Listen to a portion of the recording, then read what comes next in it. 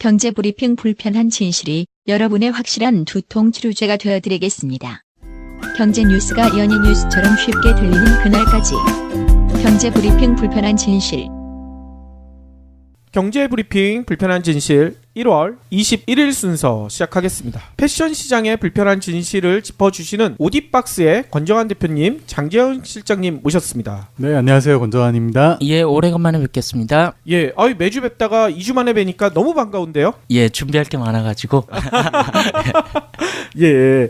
아니 근데 저희 애청자분들 중에 몇 분은 좀 항의를 하셨어요. 왜냐면 오디박스에서 물건을 살라고 했는데 이게 솔드아웃이야. 네, 이거 어떻게 저희 됩니까? 예. 뭐 전에 잠깐 언급해드린 것처럼 다운워시 제품이 좀 예. 품절이 돼 있는 상태고요. 예. 조금 뭐 더 빨리 오면 좋겠지만 2월 초쯤에 영국에서 배를 타고 와서 3월 초에나 도착하지 않을까 생각을 하고 있습니다. 아니 지금이 1월 중순인데 영국에서 출발하는 게 2월 초예요? 네, 저희가 뭐 전에 김유희 팀장 나왔을 때 말씀드렸지만 물건을 만드는 과정을 굉장히 좀 까다롭게 하기 때문에 어허. 저희가 실제로 영국 측에 주문한 지는 꽤 됐는데 예. 얼마 전에 출발 일자를 이메일로 보내왔더라고요.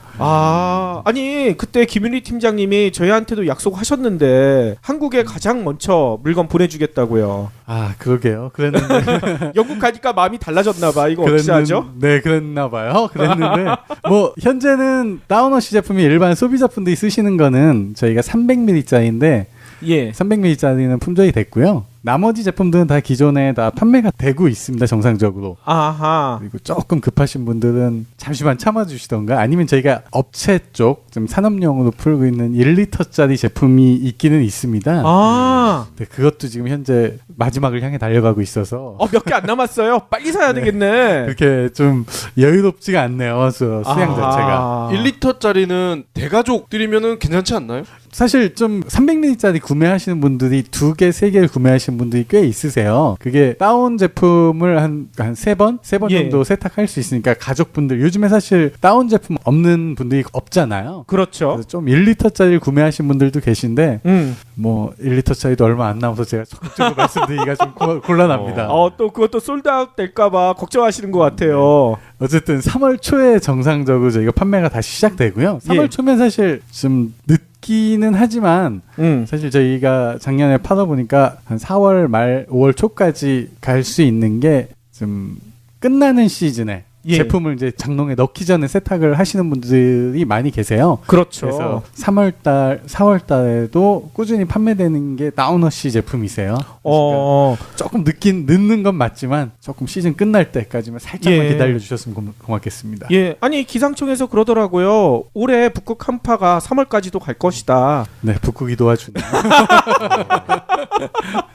그렇군요. 아니 3월에 그 다운워시 제품 들어올 때 또 반가운 선물도 같이 온다면서요. 네, 요번에 3월 달에 저희가 물건 들어올 때 좀 새롭게 추가되는 제품이 한 3가지 정도 있습니다. 그 중에 좀 국내에서 좀 처음으로 선보인 아이템이 2가지가 있어요. 2가지나. 한 가지는 좀 전문적인 아이템인데 로프 발수제예요. 그건 뭔가요? 로프 발수제는 이제 등반하시는 분들. 예. 그러니까 암벽 등반, 빙벽 등반 아니면 산업용으로 이렇게 줄을 주로 사용하시는 밧줄이요? 분들. 네, 뭐 소위 말하는 뭐 그냥 로프라고 통상적으로 얘기하죠. 그 로프 얘기하시는 네네, 거군요. 로프 예. 발수제가 필요한 게 뭐 비에 맞으면은 그 로프 자체가 무거워지는 것도 있고요.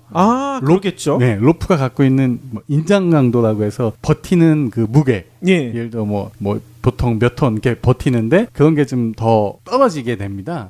비에 젖으면. 네네. 그래서 좀 저희한테 그 제품이 있는 거 알고 요청해 주신 분들이 대부분 이제 클라이밍 하시는 분들인데 그분들이 이제 여름에는 비가 왔을 때 그리고 겨울에는 빙벽을 올라가시잖아요. 예예. 그 빙벽을 올라갈 때 로프를 좀 오래 쓰면은 거의 뭐 어는 수준까지 가거든요. 그렇기 때문에 그런 제품이 지금 현재 시판되는 제품 중에도 발수 로프라는 이름으로 이렇게 로프를 판매가 이루어지는데 기존 로프 대비해서 20-30% 가격도 높습니다. 근데 그게 1년 정도 지나면은 발수력이 떨어지기 때문에 예예. 요런 전용 발수제는 니왁스만 아마 취급하는 걸로 알고 있고요. 예예. 그 제품하고 샌들워시라고 예. 현재까지는 뭐 이게 이름 자체가 좀 갖고 있는 것 때문에 뭐 최초라고 말씀드리긴 조금 애매하지만 샌들이라든지 저희가 여름에 많이 신는 게 크록스라는 제품들 많이 신으시잖아요, 요즘에. 그렇죠. 그리고 뭐 버켄스탁이라고 해서 이제 콜크 소재를 활용한 샌들들 예, 예. 이런 것들이 사실은 뭐 특별한 세제 없이 세척은 하는데 문제는 이제 발이다 보니까 사실 냄새가 굉장히 많이 날 수밖에 없는 그런 건데 저처럼 땀 많은 사람은 쥐약이에요. 그게. 거의 미끄러지죠. 예. 그 안에서. 근데 요 샌들워시는 냄새 없애주는 거하고요. 예. 그 땀이 신발 내로 침투를 하게 되니까 오래 장기간 이렇게 신게 되면은 땀 성분이 뭐 콜크 성분은 특히 더 예. 그 땀이 밑으로 내려가잖아요. 그렇죠. 그런 거를 없애주는 그런 성능을 갖고 있어요. 그러면 신발에서 냄새가 안 나겠네요. 뭐안 난다고까지는 말씀드리기 좀 곤란하지만 냄새를 줄여주기 때문에 예. 이 상품은 맨발로 주로 신는 샌들 뭐 그런 몇몇 가지들 맨발로만 신는 제품들이 있어요. 아하. 그런 제품에 적합한 그 워시 제품이라고 보시면 돼요. 저는 그거 나오자마자 바로 사야 될 것 같은데요. 저는 진짜 발에 땀이 많거든요. 감사합니다.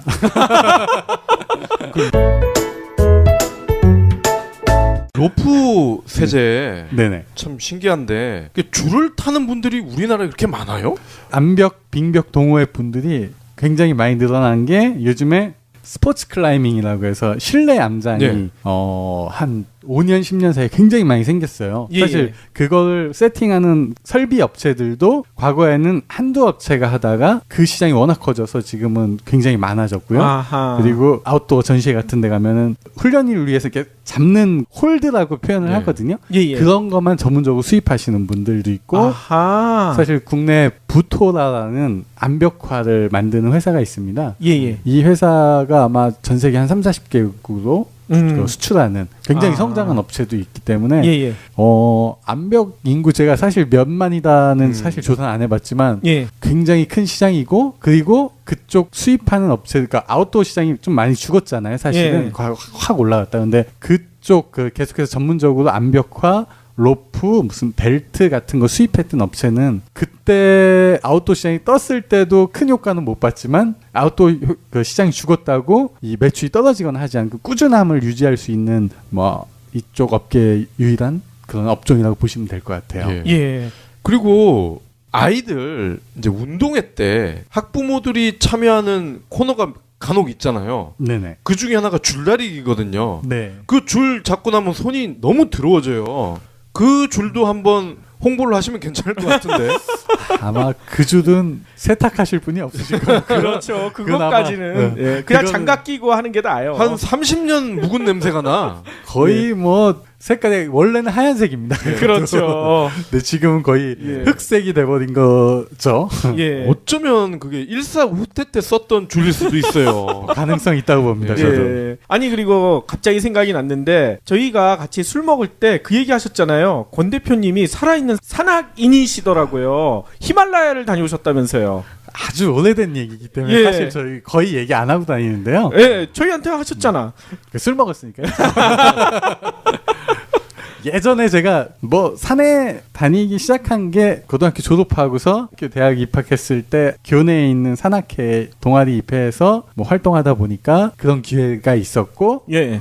뭐 히말라야를 갈 수 있는 기회가 있어서 갔는데 사실 뭐 저는 아마추어고요. 예. 당시에 제가 갔던 산에 지금은 돌아가셨지만 박영석 대장님, 엄홍길 대장님, 또 뭐 약간 논란은 있지만 여성 14자를 하신 오은선 대장님, 그리고 지금 돌아가신 지연옥 대장님이라고 한국에서 여성 최초 에베레스트 올라가신 네. 분들 여러분들이 보이셨어요.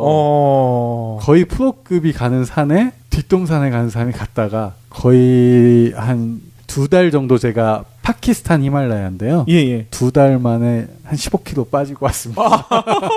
지금 그 대장님들이랑 같은 동아리셨다는 거예요? 아, 그건 아니고요. 예. 그 당시에 한국 팀이 여러 팀이 그 산에 모였어요. 그 산은 세계 뭐 8,000m 넘는 산이 14개인데 예. 11번째 봉우리예요. 11번째. 네네. 근데 거기에 우연치 않게 저희 학교 산악회 팀 갔고 예. 어문길 대장은 당시에 스페인 팀하고 이렇게 뭐 연합팀 그런 걸로 꾸려져 오셨고요. 그리고 박영석 대장 뭐 몇몇 분은 그 대학 산악연맹이라고 해서 예. 그쪽 분들이 꽤 큰 규모로 팀을 꾸려서 오셨어요. 예. 그래서 뭐 우연치 않게 가서 만났고 뭐 힘들게 산행하고 왔기 때문에 아니 그러면 권 대표님이 정상을 정복하신 거죠? 저는 정상은 못 갔습니다. 그러면요. 거기 산이 8,068m짜리 예. 산이에요. 근데 저는 한 캠프 3가 7,200이거든요. 예. 오. 네, 7,200m까지는 가봤습니다. 7,200m요? 그리 놀라운 저긴 아닙니다, 사실은. 아니 놀라운데요?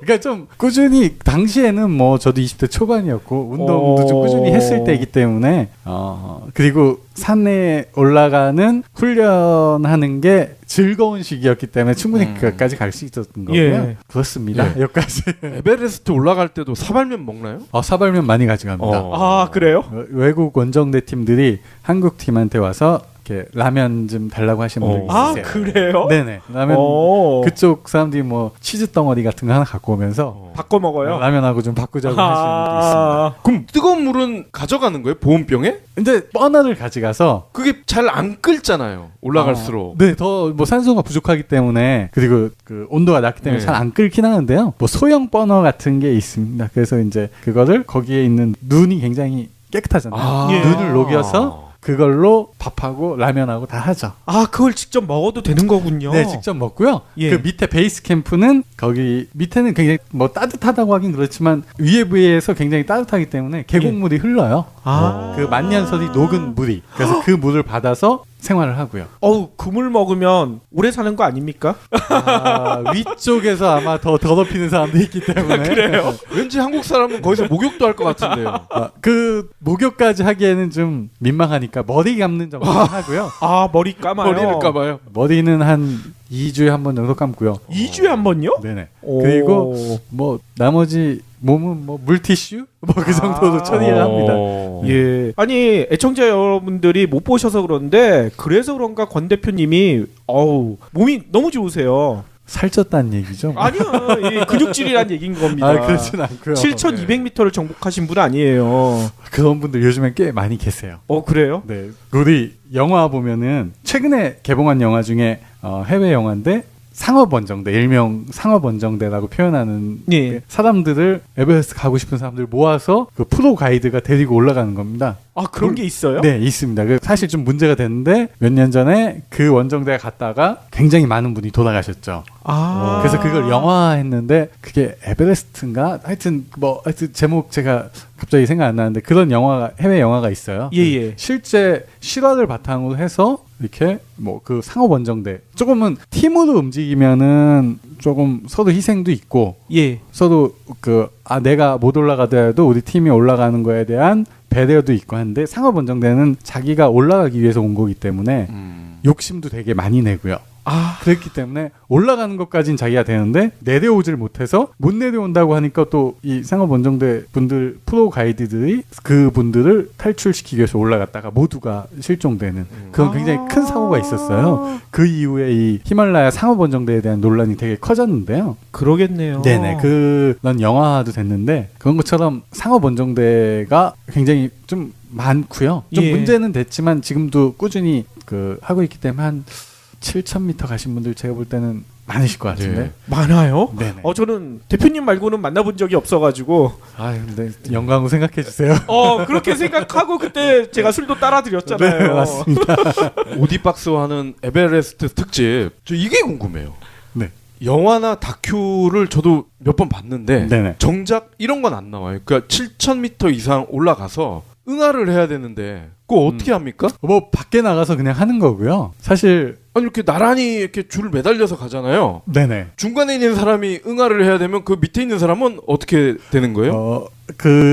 등반을 하는 중간에는 사실 하기는 좀 힘들고요. 그렇죠. 대부분 뭐 베이스 캠프가 있으면 캠프를 만드는데 거기는 좀 똑같이 경사도가 좀 없는 데다 만들기 때문에 그런 쪽에서 하는데 예. 사실 지금 말씀하신 부분에서 산에 올라가다 보면 산소통 쓰시는 분도 있고 그리고 올라갔다 부득이하게 장비 철수 못하는 팀이 있고 해서 산에 그 히말라야를 되게 오염시킨다는 논란도 있어요. 예, 그래서 일본의 좀 유명한 산악인은 자기가 등반을 하다가 그런 거를 너무 많이 보니까 자기는 더 이상 정상을 가지 않겠다. 대신 내가 히말라야를 내가 더럽혔기 때문에 그쪽 청소하겠다. 그렇게 해서 청소 원정대라는 명칭 하에 히말라야 쪽에 있는 쓰레기를 뭐 한 번 올라가서 몇 톤씩.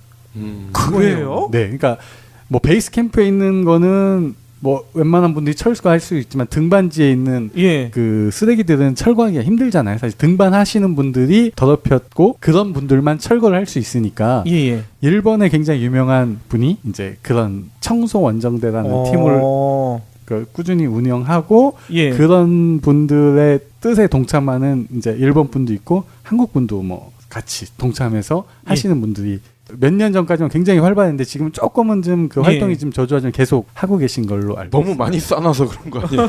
그런 것도 있죠. 그리고 막 가면 뭐 찢어진 텐트나 예. 산소 뭐 자기가 힘이 안 되면 그 텐트를 철거할 수는 없으니까 그런 것 때문에 히말라야에 대한 오염에 대한 그런 뭐 문제성도 굉장히 많이 제기되고 있습니다. 예. 저희가 히말라야 얘기하면서 역길로 너무 많이 빠진 것 같습니다. 다시 돌아야 될 것 같아요. 그러면 오늘의 본격적인 이야기 나눠봐야 될 것 같은데요. 장재영 실장님이 패션 컬러에 대해서 문제점을 한번 짚어주신다고 하셨어요. 예, 패션과 컬러에 대해서 잠깐 얘기를 하도록 하겠습니다. 그 두 분께 한번 제가 질문을 드려볼 텐데 올해 혹시 트렌드 컬러가 네. 뭔지 아시는지 한번 궁금한데요. 들어보셨나 모르겠네요. 2018년 트렌드 컬러. 예, 저희가 패션이나 이런 데는 예. 진짜 문외한이라 전혀 신경을 안 쓰고 있었거든요. 예, 그 올해 트렌드 컬러는 울트라 바이올릿이라는 보라색입니다. 울트라가 붙어요. 근데? 예. 그래가지고 그러니까 아주 극단적인 예. 그 저기 자주색. 진하다는 건가요? 예, 그렇죠. 아무래도 이제 맑고 진하다는 그런 의미인데 그 컬러가 이제 올해 트렌드 컬러고 또 사실 이 트렌드 컬러는 패션뿐만이 아니라 예를 들어서 화장품, 그다음에 인쇄, 식품 이 모든 분야에 대해서 동일하게 적용이 되는 컬러입니다. 예. 그래서 올해는 이 컬러의 제품이 인터넷 최근에 보니까 일부 화장품 회사에서 신제품으로 올 봄부터 조금씩 나오기 시작하더라고요. 근데 화장품이면 얼굴에 바를 텐데 얼굴이 보랏빛이 나면 이거 좀 이상하지 않을까요? 립스틱이요. 립스틱이요? 가장 적용을 많이 하는 분야가 립스틱입니다. 입술이 보라색이면은 그 추울 때 입술이 그렇게 되는 거 아니에요? 그러니까 환자같이 보일 것 같은데. 예, 그래서 사실 보라색 컬러 같은 경우는 이제 뭐 홍보하기 나름이겠지만 노블들, 그러니까 뭐 귀족이 좋아하는 컬러다, 아니면 뭐 정신병자의 컬러다, 뭐 이런 식으로 다양하게 얘기를 하긴 하는데 예. 올해 같은 경우는 울트라바이올릿이 트렌드 컬러로 유행을 할 것으로 예측을 합니다. 참고로 작년 같은 경우엔 그린, 그리너리라고 해가지고 그린 색깔이 트렌드 컬러였고요. 아마 지나 보시면 작년에 약간 그런 색상들이 주변에 많이 보였을 겁니다. 그래서 올해는 인터넷에서 약간씩 보이기 시작하는데 아마 날이 풀리는 2월 중순부터는 아마 울트라바이올릿을 활용하는 다양한 컬러의 제품들이 곳곳에서 드러나기 시작할 거고요. 예. 뭐 G마켓 옥션 11번가에서도 그런 패션 상품부터 관련 컬러의 제품들이 많이 선보이게 될 겁니다. 아하. 보라색이 좀 우울하다 뭐 이런 평을 받지 않나요? 예, 그래서 사실은 어떻게 보면 약간 그런 선입견 같은 게 있기 때문에 뭐 정신병자들이 좋아하는 컬러다라고 할 수도 있고 또 어떤 사람은 뭐 귀족의 컬러다. 그러니까 붙이기 나름입니다. 컬러마다. 그렇죠. 예. 뭐 중세나 우리나라도 마찬가지지만 귀족들만 보라색 옷을 입을 수 있었는데 제가 알고 있기로는 그 보라색을 자연에서 가장 만들기가 힘들다. 그래가지고 귀족들만 입는다. 뭐 이런 얘기를 하더라고요. 예.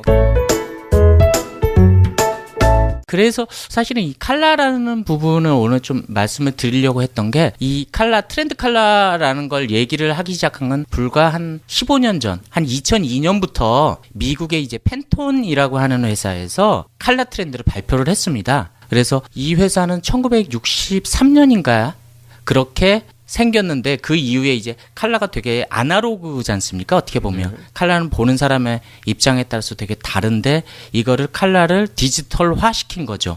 그래서 처음에는 한 10가지 정도 컬러를 처음에 선보였다가 지금은 한 10,000가지 컬러로 예. 10,000가지 컬러까지 늘려놨고 또 컬러별로 다 시리얼 넘버를 다 붙여놨습니다. 그래서 다 디지털화를 해서 이 컬러 샘플을 가지고 1년마다 트렌드 컬러를 발표를 하고 또 이 컬러 자료를 소재업체, 코스메틱 업체, 식품업체, 가구업체 이런 데다가 다 유가로 판매를 하는 거죠. 그래서 전 세계의 이 회사의 팬톤이라는 사에 칼라를 사는 나라가 한 100여 개국 정도가 되는 거죠. 그럼 걔네는 그 물감을 파는 건가요? 물감이 아니라 그러니까 종이로 된 칼라를 해서 트렌드 칼라라고 해가지고 파는 거죠. 그리고 실제 팬톤에서 나오는 이렇게 북이 있습니다. 칼라부. 네. 그거 같은 경우도 유가로 한 돈 10만 원씩 해서 팝니다. 그리고 한국에도 팬톤 코리아라는 게 설립이 됐고 또 네. 그런 데가 그런 거 유가로 다 학원부터 시작해서 모든 데다가 다 파는 거죠. 그게 이제 칼라북입니다. 종이로 된. 아니 근데 여기서 저는 좀 궁금해지는 게 트렌드 컬러라고 얘기를 하려면 일반인들이 많이 사용해서 올해 요렇게 요런 색깔 입는 사람 뭐 요런 색깔 쓰는 사람들이 많다 해서 트렌드 컬러가 되면 어느 정도 이해가 가지만 업체에서 올해 컬러가 요거다 그러면 너네들은 트렌드니까 알아서 따라와라 이런 얘기가 돼버리는 것 같아서 조금 불편한 생각이 드는데요. 맞습니다. 그러니까 그런 부분도 없지 않아 있는데 한 10,000가지 컬러 있는 거를 사회, 경제, 문화적인 키워드를 뽑아가지고 예. 그거를 토탈해가지고 대표적인 컬러 한 20가지 정도를 추출입니다. 예예. 그래서 그걸 테마별로 4가지 정도로 나누고 그래서 뭐 로맨틱이냐 뭐 예를 들어서 에스닉이냐 이런 식으로 해서 시즌별로 잡아요. 그러니까 봄, 여름 시즌, 가을, 겨울 시즌 잡아가지고 2년 전에 미리 의류업체라든가 이런데 소재업체 이런 데다가 각각 다 자료를 보내는 거죠. 2년 전에요? 예, 이미 2년 전에. 그러면 그 소재 컬러를 기본으로 해가지고 실을 만든다든가 원단을 만든다든가 이렇게 미리미리 준비를 하는 거죠. 그래서 2018년 컬러는 2016년부터 미리 자료를 다 제공을 하는 겁니다. 아니 그러면 그 팬톤이란 데에서는 이런 트렌드 컬러를 결정하는 뭐 기준 같은 게 있을 것 같아요. 예, 나름대로는 그 회사에서도 이제 아무래도 이제 사회적인 어떤 그 키워드 있지 않습니까? 예. 중요한 단어라든가 이런 거 뭐 미래다, 뭐 예를 들어서 뭐 친환경이다 이런 테마를 나름대로 해가지고 그 트렌드 컬러를 발표를 하는 거죠. 그러니까 물론 이제 자기네가 자체적으로 만드는 트렌드 컬러 회사다 보니까 그 이유를 자체를 얼만큼 객관적으로 만드느냐 이런 부분은 떠나서 자기네들이 그런 컬러 트렌드를 만들어가는 거죠. 근데 그거를 작년도 아니고 2년 전에 만든 걸 가지고 올해 하면 이게 트렌드가 좀 그 사이에 엄청 바뀔 텐데. 예, 그런데 트렌드 자료는 뭐 사실은 뭐 2년 후에 어떤 일이 벌어질지 아는 사람은 아무도 없지 않습니까? 예. 그렇죠. 그렇지만 사실은 2년 후에는 뭐 이런 부분들이 대두가 될 것이다라고 포캐스팅을 칼라 트렌드 포캐스팅이라는 자료를 해가지고 나가는 거죠. 그래가지고 그런 자료를 바탕으로 해서 뭐 전 세계에 있는 모든 원단, 소재, 코스메틱 산업 분야에 있는 업체들 활용 안 하는 업체들이 없는 거죠. 아하. 그래서 올해 2018년 봄, 여름도 대부분 이제 트렌드 컬러라고 해서 나온 게 한 대략 10가지 정도로 이렇게 나눠 놓습니다. 예. 나눠 놓고 그 중에 이제 대표 컬러로 울트라 바이올릿이라는 것을 이렇게 끄집어내는 거죠. 이거는 이제 점을 보러 가서 그 점을 보는 분들이 야 너는 이렇게 하면 성공할 거야 라고 말을 하면 충실히 따라가는 그런 거랑 너무 비슷한 것 같아요. 예, 그러니까요. 그래서 이 회사가 1963년에 생겨서 먼저 그걸 아날로그적인 컬러를 디지털화 시킨 거죠. 컬러 10,000가지에 다 남바를 붙인 거죠. 예. 그래서 이제 전 세계 모든 사람들이 남바만 보면 무슨 컬러다를 알 수 있도록 그리고 또 그거에 대한 입증 자료가 종이로 다 컬러북으로 해가지고 나가니까요. 예. 예. 근데 점집에서 하는 얘기가 대충 다 그런 거 아니에요? 뭐 물을 조심해라, 예. 여자를 조심해라. 예. 뭐 그런 거잖아요. 예, 그런데 그 이제 뻔한 소리인데 예. 업체들이 왜 그 팬턴에 그 2년 전에 나온 것들을 그렇게 충실히 따르는 거죠? 일단 컬러 트렌드를 자기네가 직접적으로 만들 그 능력이 없고요. 일단 그거를 컬러 트렌드를 제공해 줄 수 있는 게 거의 유일무이하기 때문에 그런 거죠. 팬톤이라는 데가.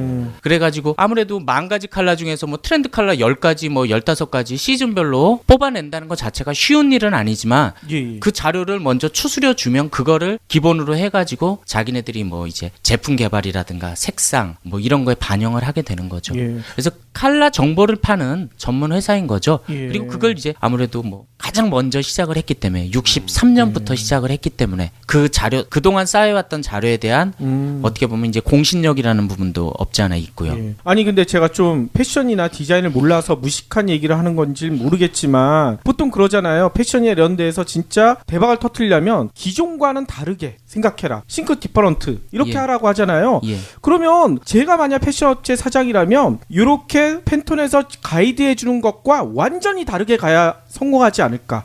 이런 생각도 드는데요. 예, 그런 부분도 없지 않아 있는데 예를 들어서 그쪽 팬텀 컬러에서 제시해주는 10가지 컬러를 한다고 해서 모든 제품을 다 글로 개발하지는 않지 않습니까? 예. 그거를 이제 대표 상품으로 끄집어내는 거죠.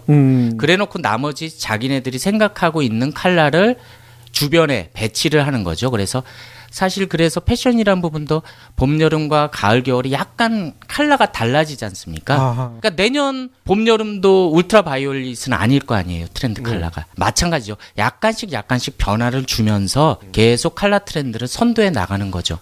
이거는 더 많이 팔아먹기 위한 수작 같은데요. 예, 수작이라고 예. 얘기해도 맞는 말인데 사실은 그거에 대한 정보를 받아볼 수 있는 데가 전혀 없기 때문에 그리고 또 아무래도 데이터베이스 어마어마한 데이터베이스를 한 60년 정도 한 50년 이상 아무래도 네. 만들어 왔기 때문에 근데 공교롭게도 이 팬톤이라는 회사는 2007년인가요? 2007년에 색상 계측 회사라는 엑스라이트라는 회사에 인수가 됐습니다. 색상 계측 회사, 예. 그러니까 색상을 계측하는 기계를 팔고 있는 엑스라이트라는 회사에 M&A가 된 거죠. 계측이라는 거니까 색상의 뭐 여러 가지 디지털 정보를 이렇게 만든다는 그런 건가요? 예. 그러니까 그런 이제 색상을 파악하는 회사. 예. 예를 들어서 뭐 CMYK 해가지고 이게 몇 프로 들어갔다를 분석해주는 그런 기계를 만드는 엑스라이트라는 회사에 한 2천억 원 정도에 팔렸습니다. 2007년도에. 그리고 이제 처음에 그 회사를 만들었던 회장은 이제 은퇴를 했고. 그렇지만 이제 지금 그래가지고 이제 컬러를 만드는 회사, 색상 계측 회사가 같은 한 몸이 돼서 전 세계적인 컬러 트렌드를 제안을 해주는 거죠. 그러면 이 컬러와 의류 산업의 불편함 어떤 관련이 있는 겁니까? 예.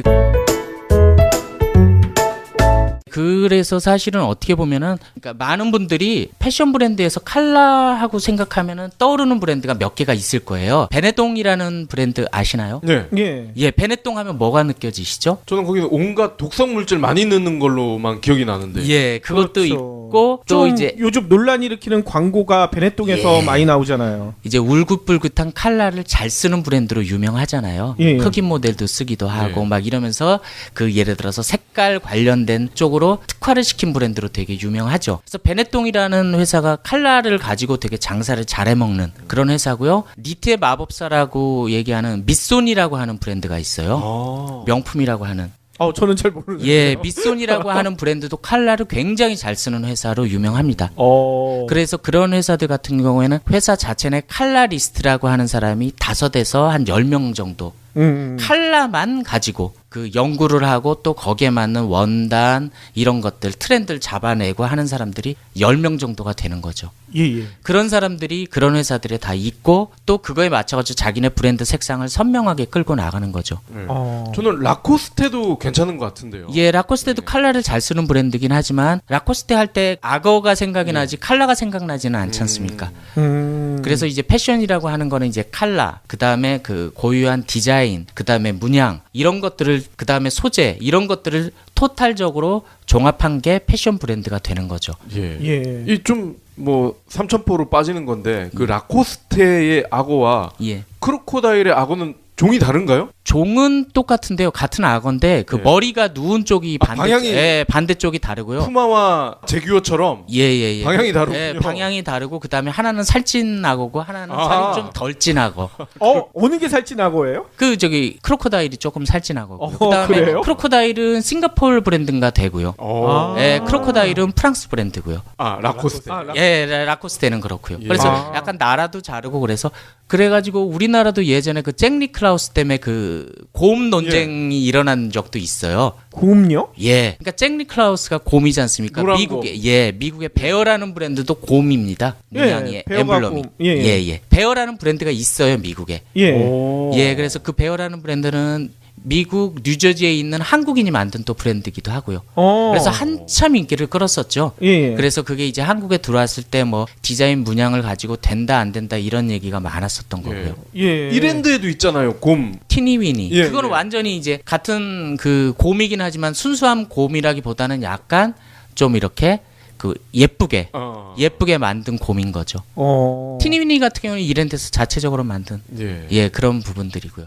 그래서 패션하면 사실 생각나는 게 별로 없지 않습니까? 브랜드 이름, 로고, 컬러, 문양, 뭐 버버리라든가 이런 거, 그다음에 루이비통 가방 하면 느껴지는 거, 그다음에 프라다 백 하면은 검은색 나이론 백, 딱 느껴지는 게 패션하면 몇 가지가 없지 않습니까? 그런 상징적인 이미지를 만들기 위해서 패션 브랜드들이 끊임없이 노력을 하는 거죠. 예. 유니클로 같은 경우도 마찬가지로 그 자기네들 그냥 로고 없는 브랜드, 자기네들이 계속 만들어가는 거 아닙니까? 아하. 그렇기 때문에 사실은 패션과 컬러라는 부분이 되게 그 연결이 되어 있는 거고요. 그 다음에 제가 자주 얘기하는 부분에 뭐 고어텍스에서 나온 자켓과 일반 국내에서 나온 자켓이 컬러가 다르다라는, 같은 예를 들어서 뭐 노란색을 해도 컬러가 다르다라고 얘기하는 부분도 사실 그 부분입니다. 어떻게 보면 이제 원료 자체, 소재 자체가 다른 것도 있지만 기본적으로 염색 기술이 떨어지기 때문에, 냉정하게 한국에서는 염색 기술이 떨어지기 때문에 그런 예쁜 컬러가 안 나오게 되는 거죠. 그래요? 예. 그래서 그게 어떻게 보면 컬러라는 부분은 이제 국내 원단 업체라든가 브랜드 업체 컬러 리스트가 없다라는 문제도 있긴 하지만 염색 기술이 좀 못 쫓아오는 것도 있고요. 또 그다음 대충 염색을 해버린다는 거죠. 그렇기 때문에 이제 중국에서 생산된 원단은 우리보다도 더 컬러가 안 맞는 경우도 있고요. 근데 저희가 배울 때는 예. 그 예전에 우리 조상들이 뭐 한복이든 굉장히 색감이 좋은 걸로 이렇게 알고 있었는데 네. 왜 우리나라 그 컬러링 기술이 떨어진다고 이렇게 하시는 건지. 그러니까 상업화돼서 나온 원단에 대한 얘기고요. 그러니까 지금 말씀해 주셨던 옛날 그 천연 염색이라든가 이런 부분은 굉장히 컬러가 고급스러운 컬러인 거죠. 네. 그렇지만 이제 화학 약재를 써가지고 만든 공장에서 염색하고 이런 거는 팬톤 컬러에서 나오는 그 컬러 넘버를 가지고 염색을 해도 거기에 근접할 뿐이지 맞추지를 못하는 거죠. 그리고 또 A 컬러로 맞추라고 하는데 A 플러스 컬러로 맞춰놓고 똑같지 않냐 우기기 시작해버리는 거죠. 예. 그래서 잡지사에서도 광고 가지고 클레임 많이 일어나는 것들이 무엇인가 하면은 컬러가 광고주가 안 맞았다라고 얘기를 하면 그거 가지고 클레임이 많이 일어나지 않습니까? 그래서 종이를 그 코팅된 그 종이를 쓰잖아요. 예. 그래서 그 잡지사 만드는 사람이 이제 아무래도 되게 민감한 부분이, 내가 아무리 잘 만들어서 이게 광고주한테 보여줘도 광고주가 이거 컬러가 다르지 않냐. 원본을 주지 않습니까 원래. 예. 원본을 주는데 이거랑 다르지 않냐라고 하면 할 얘기가 없는 거죠. 그래서 이제 어떻게 보면 컬러 클레임이죠. 한국에 있는 원단도 컬러 클레임이 의외로 많다고 보는 거죠. 그러면 그 잡지를 만드는 주인이 클레임을 당하지 않기 위해서 그런 고급지를 쓰는 건가요? 그렇죠. 그래서 사실은 이제 노블레스라든가 네이버라든가 이런 잡지사들은 컬러를 잘 먹게 하기 위해서 인쇄소라든가 종이 같은 경우에도 컬러 잘 먹는 종이를 쓰고 그러죠. 대부분 보면 담배나 수입차 그런 클라이언트들이 그런 그 코팅된 빳빳한 종이를 쓰는 것 같아요. 그리고 코팅을 치면은 이제 컬러가 잘 올라오니까 그래가지고 이제 훨씬 더 화사하게 나오고 그러니까 코팅 광고 단가가 더 비싸지게 되는 거고요. 담배는 굳이 그런 걸 왜 하는지 잘 모르겠어요. 색깔도 다 허옇고 그런데. 아무래도 이제 비싼 그러니까 이제 광고 회사 같은 경우는 예산이 예전에 보면 책정이 돼 있으니까 그거를 소위 이 잡지사에서 소위 빼먹는다는 얘기를 하잖아요. 담배 광고를 받아줄 수 있는 매체가 몇 개가 없지 않습니까? 남성 잡지 몇 개, 예전에 같으면 M25 이런 데들. 뭐 그쪽에서는 이제 표현을 빨대 꽂아가지고 광고비를 이제 뽑아 먹는다는 표현을 쓰는데 그렇게 해서 책정을 한 거죠.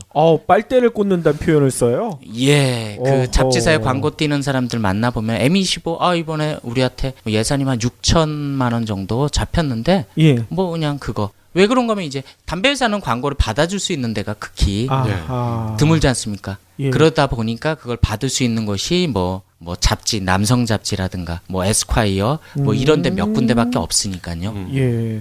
아니 패션의 불편한 진실 얘기하다 보니까 이 잡지의 불편한 진실이 돼버린 것 같아요. 그만큼 이제 컬러가 되게 중요하다는 부분이고요. 어떻게 보면은 컬러 같은 경우는 미국 회사에서 이제 그런 부분들 때문에 컬러를 디지털화 시킨 거고요. 그래가지고 그거에 맞춰서 색채 카드를 다 공급을 해서 팔아주고 있고 또 그거에 맞춰서 모든 원단 업체들이 개발을 하지만 실제 한국에 있는 원단 업체나 이런 사람들은 컬러에 대해서 민감하게 반응을 안 하는 거죠. 그리고 그 컬러의 수준이 어떻게 보면 그 나라의 패션 수준인 거고요. 그래서 명품이라는 브랜드는 정말 컬러 잘 맞추잖아요. 그러니까 뭐 그래서 뭐 루이비통이라든가 이런 데는 컬러가 되게 이쁘지 않습니까? 예. 청취자분들이 뭐 예를 들어서 쉽게 아실 수 있도록 얼마 전에 아이폰 나왔을 때 제트 블랙이라는 표현을 썼지 않습니까? 컬러인데도 제트 블랙. 그 제트 블랙이란 말 자체도 일본에서 나온 거예요. 제트면 ABC에서 맨 끝 아닙니까? 그쵸. 패션에서 쓰던 제트 블랙이라는 거는 극 블랙, 울트라 블랙을 제트 블랙이라는 표현으로 패션에서 썼던 겁니다. 아, 그래요? 예, 그래서 예전 한 10년 정도 될 때는 국내에서 남자 골프 바지 같은 경우에 블랙 바지가 있는데 한국에서는 제트 블랙 그 아주 까만색 컬러를 내지를 못하기 때문에 일본에 있는 화섬, 화학섬유를 수입해가지고 엄청나게 많이 썼었죠. 블랙이 다 블랙 아니에요? 그것도 아주 까만 게 있고 덜 까만 게 있나요? 예, 다릅니다. 그러니까 초블랙, 그러니까 제트 블랙 내는 거는 일본이 되게 뛰어났어요. 예. 그만큼 염색 기술 자체가 패션에서도 중요하다는 소리죠. 아니 근데 이건 또 무식한 질문을 드려야 될 것 같은데 완전히 까마면 아예 안 보여야 되는 거 아닙니까? 그러니까요. 그러니까 완전히 까만 거일수록 고급스러운 거죠. 예. 근데 그 완전히 까맣게 만드는 것 자체도 기술인 거죠. 아니 근데 아이폰 Z 블랙은 보이잖아요. 완전히 까마면 안 보여야 될 텐데. 글쎄요. 그러니까 그건 투명이지. 아니지, 까만 것도 완전히 까마면 빛을 모두 다 흡수하기 때문에 안 보이게 된다고요. 블랙홀을 우리가 볼 수가 없다고 얘기하는 게 그 이유 때문이거든요. 그럼 Z 블랙이 아니라 뭐 Y 블랙이나 W 블랙 뭐 이렇게 가야 되는 거 아니에요? 그건 궁극의 색이겠네요. 예, 그러니까요. 예. 그래서 이제 그런 이제 제트 블랙이라는 말 자체 나온 것도 사실은 패션 용어고요. 그래서 제가 아는 일본에 있는 웬만한 그 원단 업체 같은 경우는 칼라리스트를 3명에서 5명 정도를 항상 둬요. 그리고 그러니까 와인도 소믈리에가 있고 하듯이 마찬가지입니다. 예를 들어서 칼라를 보고 개발하고 이러는 것도 이제 칼라리스트인데 한국에는 사실은 브랜드 업체라든가 원단 업체라든가 이런 데는 칼라리스트라는 사람 자체를 거의 채용을 안 하는 거죠. 아, 아마 그래요? 거의 유일하게 채용하는 데들이 아마 화장품 회사 정도이지 않을까. 아하. 그런 생각이 듭니다. 그러다 보니까 같은 블랙을 내고 같은 레드를 내고 같은 바이올릿을 내더라도 뭐가 다르냐? 뭐 똑같지 않냐? 우기기 시작해보면 이제 진실 게임이 되는 거죠.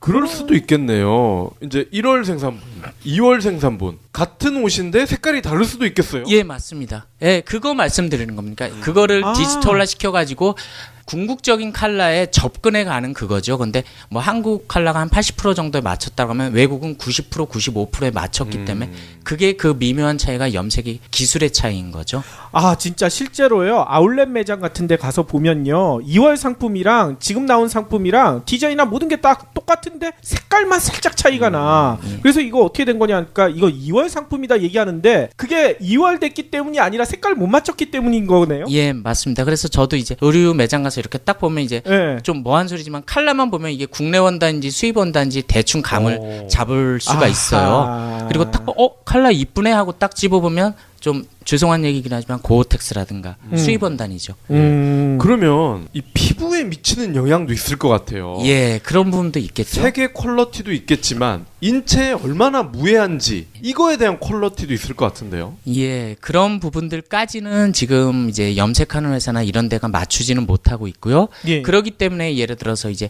그런 거기에 쓰는 염료 자체도 조금 더 친환경적인 염료를 쓰자라고 지금 해가지고 나오고 있는 부분인 거죠. 그래서 이제 스위스 회사라든가 뭐 이런 데서는 그런 회사들이 나오고 있고요. 아직까지는 염료가 무해하거나 그러진 않습니다. 예. 아직도 인체에 유해하고요. 우리 어릴 때 이 남자애들도 한 번씩은 다 하잖아요. 이 봉숭아 물들이는 거. 예, 이런 거는 당연히 몸에 해롭지 않을 거 아닙니까? 네 맞습니다. 네. 예. 이런 거를 좀 상업화하거나 이러기는 어려운 건가요?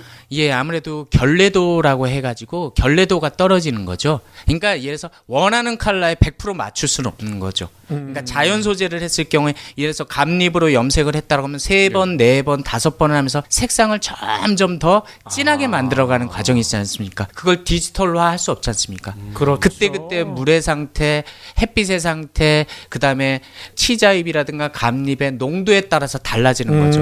그거를 디지털화 시킨 게 어떻게 보면 염색 프로세서, 컬러 매칭 시스템이라고 해서 염색 회사들이 그런 걸 하는 거죠. 예. 저 여름에 입는 속옷은 황토 그거거든요. 예. 근데 이게 해마다 갈수록 좀 흐려지는 것 같아요. 예, 그러니까요. 그런 부분은 이제 계속 매년, 그러니까 컬러가 다른 게 당연한 거죠. 어떻게 보면은. 그렇죠. 아날로그적 염색, 친환경 염색은 그렇지만 이제 상업화된 염색 같은 경우는 그걸 이제 어떻게 보면 원하는 색깔에 100%에 맞춰 가야 되는 과정이니까요. 예. 지금 장재영 실장님 이야기 듣다 보니까요. 원래 하시려는 얘기는 거의 못 하신 것 같아요. 예, 그래서 오늘은 사실은 칼라를 굉장히 잘 만진다고 얘기하죠. 칼라를 예. 굉장히 잘 다루는 세계적인 디자이너들에 대해서 얘기를 좀 하려고 했는데 예. 그 부분은 제가 다음 시간에 뭐 참고로 이제 카림 라시드라고 하는 사람이 디자이너가 있는데 예. 그 사람 같은 경우는 거의 뭐 색채 마술사일 정도로 아하. 되게 잘 다루는데 그분에 대한 뭐 자세한 얘기라든가 제품이라든가 이런 부분은 다음 시간에 얘기하도록 하겠습니다. 예. 아니 참고로 카림 라시드 이 사진을 저희가 보고 있는데 장재홍 실장님이랑 상당히 닮으신 것 같은데요? 너무 좋아하시네. 아니요, 뭐 들으시는 분은 오히려 예, 오해하시겠네요. 예, 한번 찾아보시면 여러분들 아실 수 있을 네. 것 같습니다. 저희가 히말라야를 갔다 오는 바람에 좀 차질이 있었어요.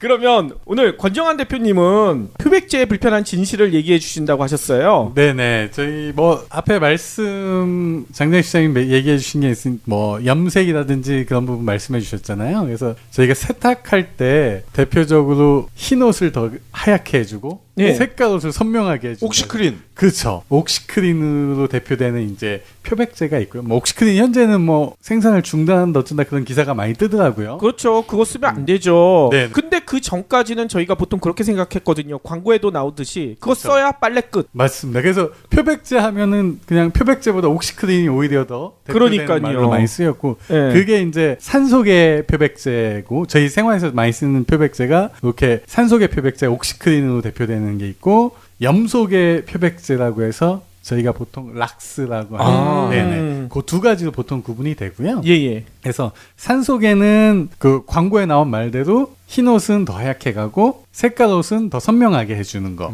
예. 그리고 락스로 대표되는 그 염소계는 거의 모든 걸 이렇게 물을 빼는 거죠. 흰 옷도 하얗게 하지만 똑같은 흰 옷이어도 락스로 하면 색깔이 틀리게 나오고 그리고 또 색깔 옷을 하면은 선명하게 하는 게 아니라 그 물을 다 빼버리는. 그래서 청바지 같은 거 좋아하시는 분들은 락스에 한번 담갔다가 워싱한다고 해서 색을 좀 빼잖아요. 그래서 좀 불규칙하게 색깔이 청바지 색깔이 좀 하얀 부분도 있고 청색 부분도 그걸 있고. 개인이 할 수도 있나요? 네. 그 좀 패션 관심 있으신 분들은 락스에다 이렇게 담궈가지고 하시더라고요. 그렇게도 해요? 네네. 물론 그 락스가 상당히 인체에는 좋진 않습니다. 어. 그래가지고 그런 뭐 주로 이제 두 가지로 구분은 되는데 이제 예. 락스로 대표되는 거는 화장실에서 주로 쓰는 거고 그쵸. 그 염소계는 산소계는 이제 저희 이제 세탁을 하실 때 쓰는 거라고 보시면 되고요. 뭐 쓰시는 방법은 뭐 주부님들은 대부분 아실 거예요. 그래서 예. 뭐 락스는 그 락스대로 희석시켜서 쓰시면 되고요. 그리고 산소계 표백제는 좀 미지근한 물에 1대3 정도, 그 표백제 1, 물 3 정도를 희석을 시켜서 이렇게 겉면에 발라놓으셔서 쓰시면 되고 또 좀 아예 흰 옷이나 흰 신발을 더 좀 하얗게 하고 싶다. 그럴 때는 그 물 온도를 좀 높이시면은 효과가 훨씬 더 빨리 좋게 나오실 수 있어요. 온도를 높이면 되는군요. 네네. 그래서 지금은 뭐 가루, 옥시크린이 대부분 가루였는데 지금은 뭐 여러 회사에서 액체형 제품도 표백제가 나오고 있거든요. 그래서 그런 거는 블로그라든지 제가 주로 이제 인터넷 쪽에서 저도 정보 찾다 보면은 물론 종편인데 TV조선에서 하는 거 보면 산림구단 만물상이라는 프로그램이 있어요. 예예. 김원희 씨가 진행하는 그 프로그램인데 거기가 이제 대부분 그런 세탁이라든지 가정에서 이렇게 할 수 있는 그런 프로그램을 인터넷에 이제 소위 짤이라고 하죠. 뭐 2, 3분짜리 영상으로 많이 올려놓으셨어요. 예. 참고하실 만한 부분이 되게 많으시니까 예. 그런 쪽 한번 보시면 되는데 표백제의 좀 불편한 부분이라고 하면은 한 4, 5년 전에 굉장히 좀 이슈가 됐었어요. 그래서 형광증백제라는 물질. 예, 네. 그때 언론에 많이 네. 나왔었죠. 언론에서 많이 나온 게 이 형광증백제가 뭐 이름 그대로 형광 물질로 네. 더욱 사람의 눈에서 그냥 하얗게 보일 수 있게 해주는 백색을 하얗게 더 한다 해서 증백제라고 하는데 이게 문제가 되는 거는 뭐 모든 전문가들이 일치되는 말로 피부염이라든지 아토피라든지 이런 거 악화시킬 수 있는 물질이기 때문에 이게 안 들어간 그 표백제를 쓰시면 되는데 그 형광 증백제라는 게 어디까지 들어와 있냐면 저희가 쓰는 두루마리 화장지.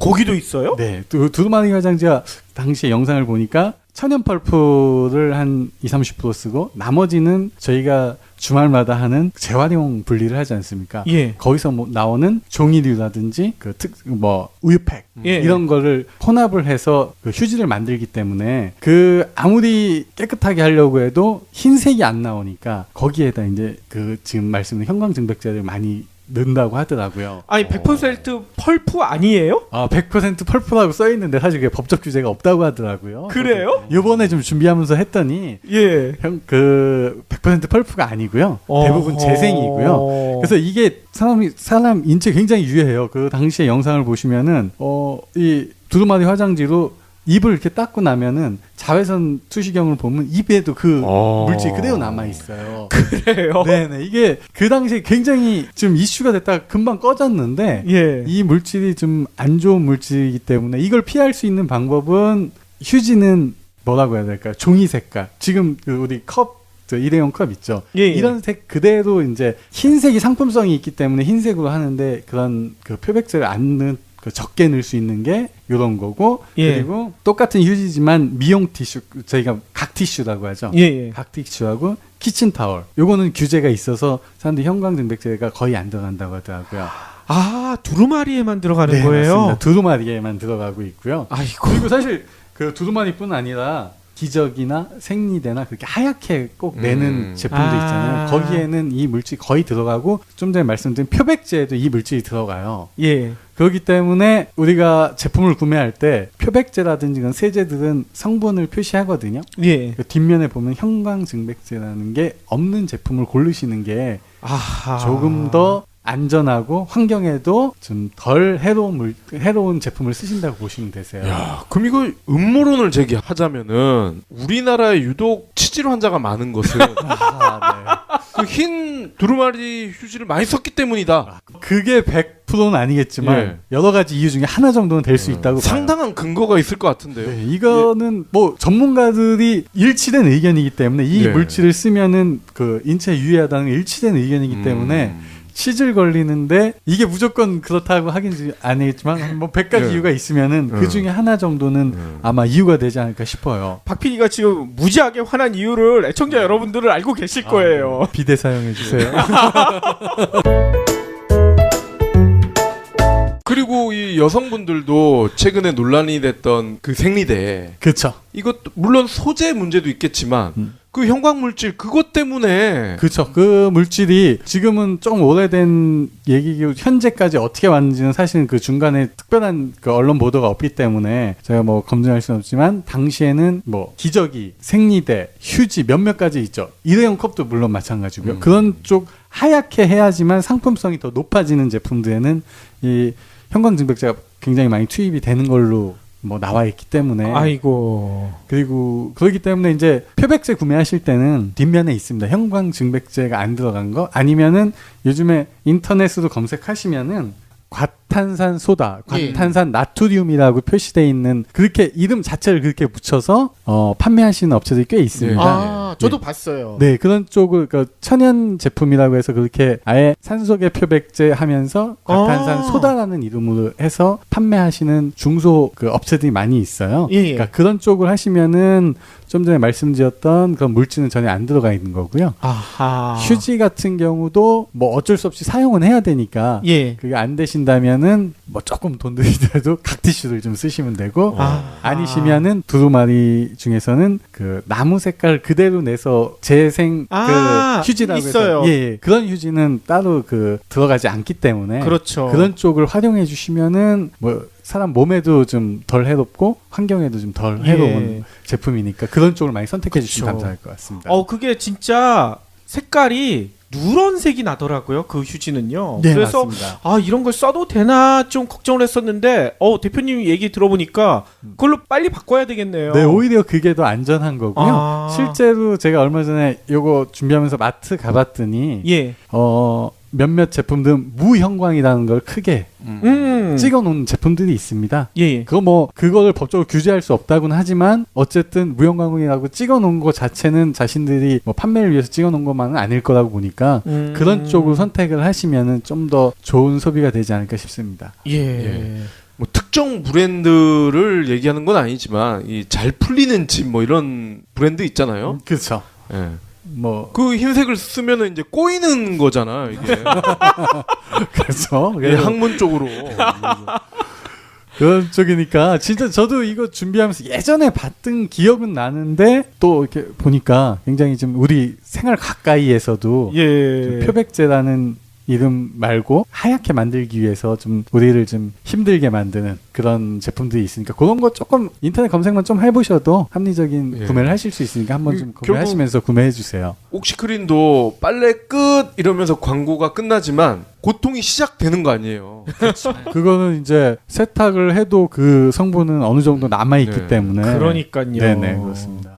아니 어떤 분이 이런 얘기 하더라고요. 삶에 곳곳에 암초다. 두 분의 얘기 듣다 보니까 진짜 곳곳에 암초인 것 같아. 이걸 잘 피해 나가야 될 것 같아요. 그러게요. 사방이 진짜. 적이라고. 그러니까. 이준석 대표 나올 때마다 그 얘기 하잖아요. 맞아요. 사방이 적입니다. 하다못해 두루마리 화장지 살 때도 우리가 마음 놓고 살 수 없는 이거 진짜 큰일 아닙니까? 아 맞습니다. 너무 깨끗한 걸 좋아하는 게 문제인 건지 어쨌든 좀 그런 부분이 있네요. 불편한 부분이. 예. 그러면 오늘도 두 분께 긴 시간 동안 귀한 말씀 너무나 잘 들었고요. 다음 주에도 더 충격적인 이야기 부탁드리겠습니다. 네 감사합니다. 네, 감사합니다. 수고하셨습니다.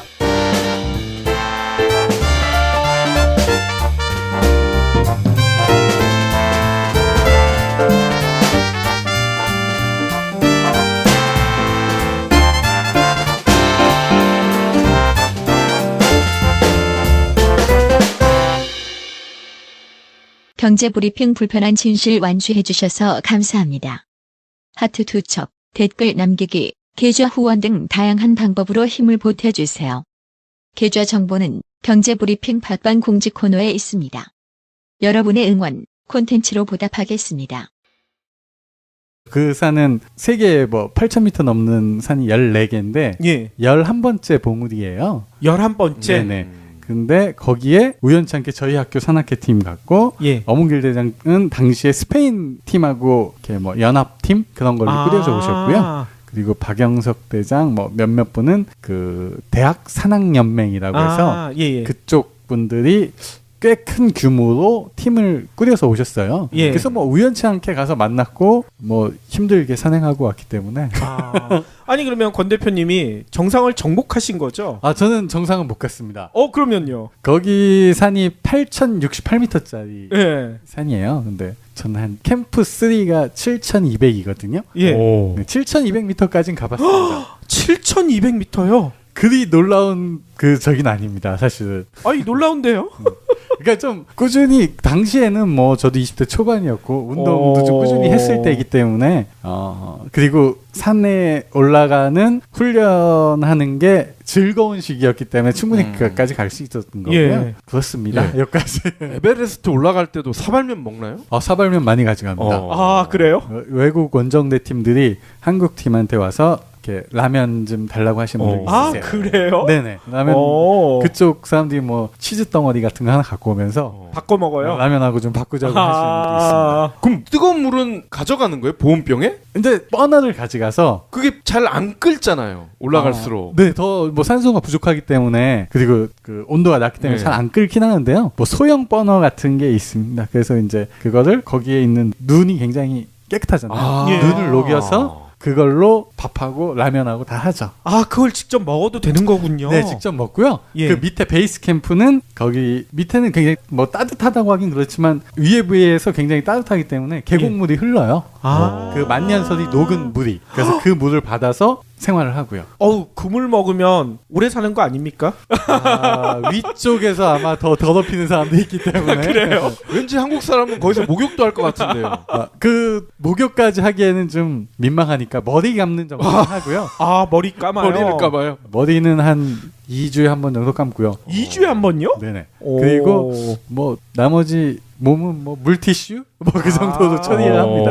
예. 아니 애청자 여러분들이 못 보셔서 그런데 그래서 그런가 권 대표님이 몸이 너무 좋으세요. 살쪘다는 얘기죠? 아니요, 이 근육질이란 얘기인 겁니다. 아, 그렇진 않고요. 7,200m를 정복하신 분 아니에요. 그런 분들 요즘에 꽤 많이 계세요. 그래요? 네, 우리 영화 보면은 최근에 개봉한 영화 중에 해외 영화인데 상업원정대, 일명 상업원정대라고 표현하는 예. 사람들을 에베레스트 가고 싶은 사람들 모아서 그 프로 가이드가 데리고 올라가는 겁니다. 아, 그런 게 있어요? 네, 있습니다. 사실 좀 문제가 됐는데 몇 년 전에 그 원정대에 갔다가 굉장히 많은 분이 돌아가셨죠. 아. 그래서 그걸 영화화했는데 그게 에베레스트인가? 하여튼 제목 제가 갑자기 생각 안 나는데 그런 영화가 해외 영화가 있어요. 예. 실제 실화를 바탕으로 해서 이렇게 뭐 그 상업 원정대 조금은 팀으로 움직이면은 조금 서로 희생도 있고 예. 서로 내가 못 올라가더라도 우리 팀이 올라가는 거에 대한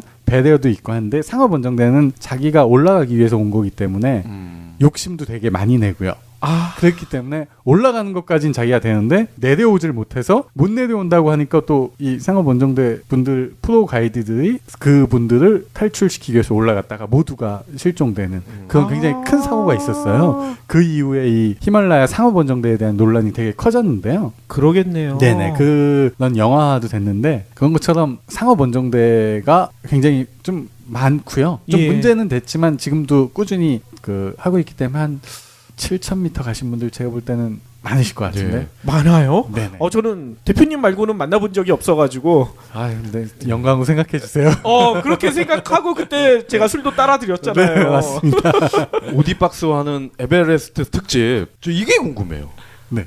영화나 다큐를 저도 몇 번 봤는데 네네. 정작 이런 건 안 나와요. 그러니까 7,000m 이상 올라가서 응아를 해야 되는데 그거 어떻게 합니까? 뭐 밖에 나가서 그냥 하는 거고요. 사실 아니 이렇게 나란히 이렇게 줄을 매달려서 가잖아요. 네네. 중간에 있는 사람이 응아를 해야 되면 그 밑에 있는 사람은 어떻게 되는 거예요?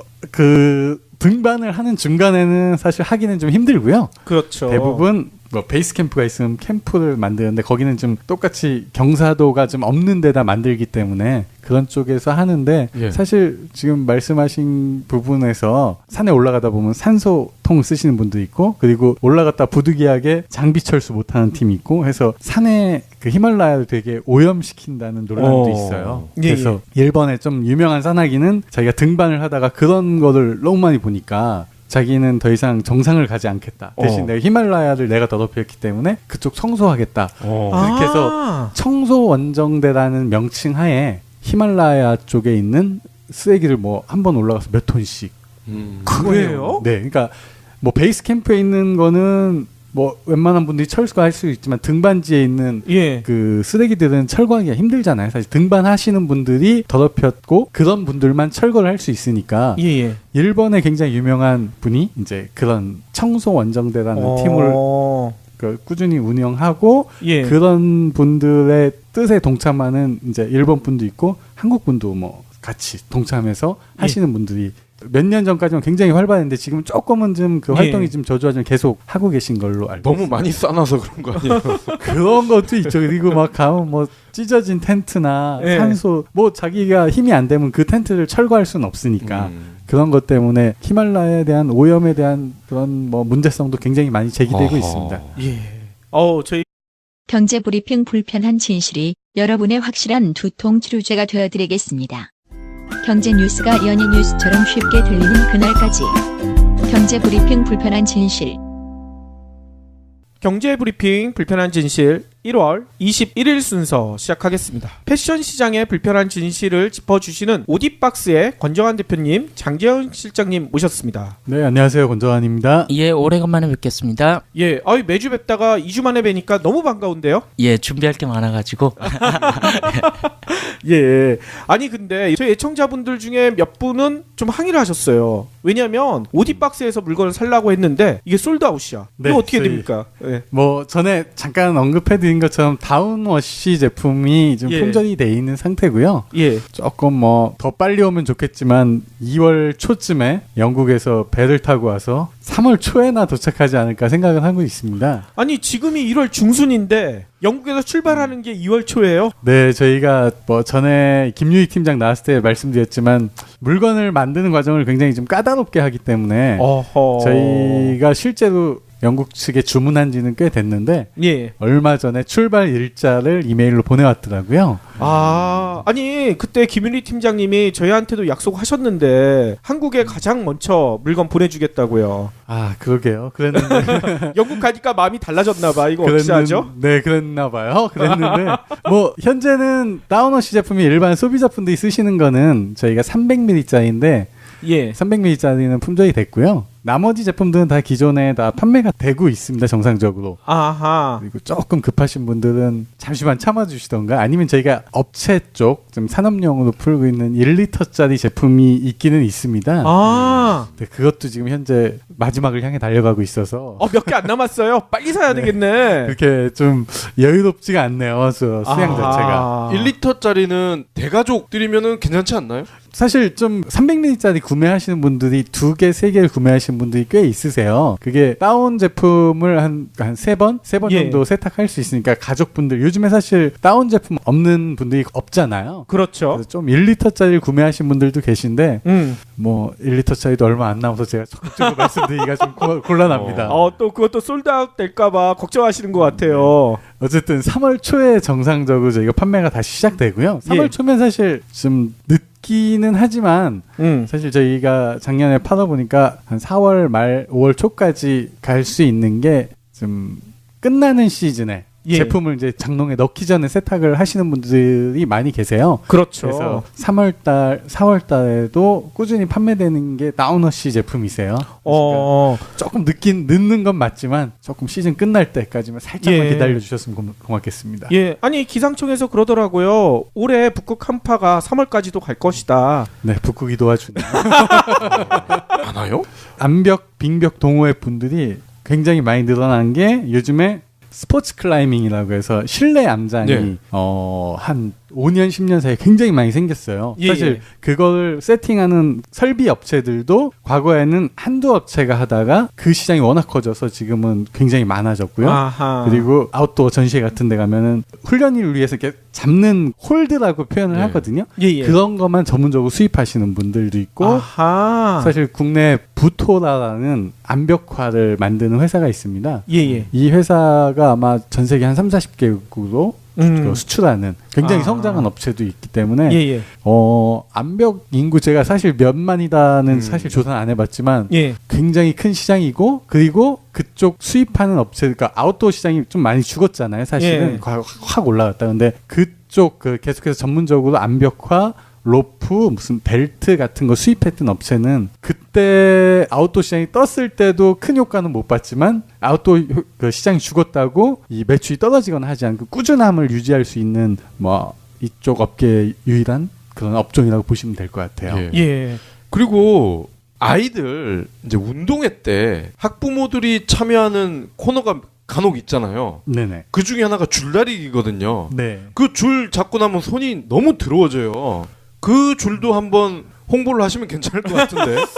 아마 그 줄은 세탁하실 분이 없으실 거예요. 그렇죠. 그것까지는 네. 예. 그냥 그거는- 장갑 끼고 하는 게 나아요. 한 30년 묵은 냄새가 나. 거의 뭐 색깔이 원래는 하얀색입니다. 그렇죠. 근데 지금은 거의 예. 흑색이 돼버린 거죠. 예. 어쩌면 그게 일사후퇴 때 썼던 줄일 수도 있어요. 가능성이 있다고 봅니다. 저도. 예. 아니 그리고 갑자기 생각이 났는데 저희가 같이 술 먹을 때 그 얘기 하셨잖아요. 권 대표님이 살아있는 산악인이시더라고요. 히말라야를 다녀오셨다면서요. 아주 오래된 얘기이기 때문에 예. 사실 저희 거의 얘기 안 하고 다니는데요. 예, 저희한테 하셨잖아.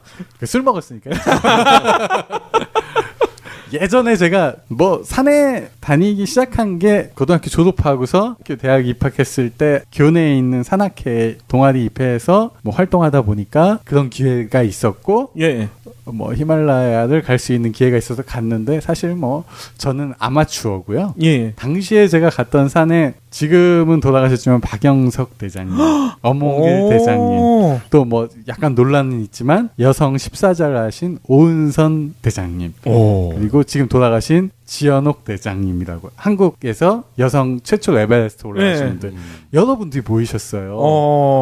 거의 프로급이 가는 산에 뒷동산에 가는 산에 갔다가 거의 한 2달 정도 제가 파키스탄 히말라야인데요. 예. 2달 만에 한 15kg 빠지고 왔습니다. 지금 그 대장님들이랑 같은 동아리셨다는 거예요? 아, 그건 아니고요. 예. 그 당시에 한국 팀이 여러 팀이 그 산에 모였어요. 그렇군요. 아니 3월에 그 다운워시 제품 들어올 때 또 반가운 선물도 같이 온다면서요. 네, 요번에 3월 달에 저희가 물건 들어올 때 좀 새롭게 추가되는 제품이 한 3가지 정도 있습니다. 그중에 좀 국내에서 좀 처음으로 선보인 아이템이 2가지가 있어요. 2가지나. 한 가지는 좀 전문적인 아이템인데 로프 발수제예요. 그건 뭔가요? 로프 발수제는 이제 등반하시는 분들, 예. 그러니까 암벽 등반, 빙벽 등반 아니면 산업용으로 이렇게 줄을 주로 사용하시는 밧줄이요? 분들. 네, 뭐 소위 말하는 뭐 그냥 로프라고 통상적으로 얘기하죠. 그 로프 얘기하시는 네네, 맞습니다. 거군요. 로프 예. 발수제가 필요한 게 뭐 비에 맞으면은 그 로프 자체가 무거워지는 것도 있고요. 그렇겠죠. 네, 로프가 갖고 있는 뭐 인장 강도라고 해서 버티는 그 무게. 예. 예를 들어 뭐 보통 몇 톤 이렇게 버티는데 그런 게 좀 더 떨어지게 됩니다. 비에 젖으면. 네네. 그래서 좀 저희한테 그 제품이 있는 거 알고 요청해 주신 분들이 대부분 이제 클라이밍 하시는 분들인데 그분들이 이제 여름에는 비가 왔을 때 그리고 겨울에는 빙벽을 올라가시잖아요. 예. 그 빙벽을 올라갈 때 로프를 좀 오래 쓰면은 거의 뭐 어는 수준까지 가거든요. 그렇기 때문에 그런 제품이 지금 현재 시판되는 제품 중에도 발수 로프라는 이름으로 이렇게 로프를 판매가 이루어지는데 기존 로프 대비해서 20-30% 가격도 높습니다. 근데 그게 1년 정도 지나면은 발수력이 떨어지기 때문에 예. 요런 전용 발수제는 니왁스만 아마 취급하는 걸로 알고 있고요. 예. 그 제품하고 샌들워시라고 예. 현재까지는 뭐 이게 이름 자체가 좀 갖고 있는 것 때문에 뭐 최초라고 말씀드리긴 조금 애매하지만 샌들이라든지 저희가 여름에 많이 신는 게 크록스라는 제품들 많이 신으시잖아요, 요즘에. 그렇죠. 그리고 뭐 버켄스탁이라고 해서 이제 콜크 소재를 활용한 샌들들 예. 이런 것들이 사실은 뭐 특별한 세제 없이 세척은 하는데 문제는 이제 발이다 보니까 사실 냄새가 굉장히 많이 날 수밖에 없는 그런 건데 저처럼 땀 많은 사람은 쥐약이에요. 그게. 거의 미끄러지죠. 예. 그래서 근데 요 샌들워시는 냄새 없애주는 거하고요. 예. 그 땀이 신발 내로 침투를 하게 되니까 오래 장기간 이렇게 신게 되면은 땀 성분이 뭐 콜크 성분은 특히 더 그 땀이 밑으로 내려가잖아요. 그렇죠. 그런 거를 없애주는 그런 성능을 갖고 있어요. 그러면 신발에서 냄새가 안 나겠네요. 안 난다고까지는 말씀드리기 좀 곤란하지만 냄새를 줄여주기 때문에 예. 이 상품은 맨발로 주로 신는 샌들 뭐 그런 몇몇 가지들 맨발로만 신는 제품들이 있어요. 그런 제품에 적합한 그 워시 제품이라고 보시면 돼요. 저는 그거 나오자마자 바로 사야 될 것 같은데요. 저는 진짜 발에 땀이 많거든요. 감사합니다.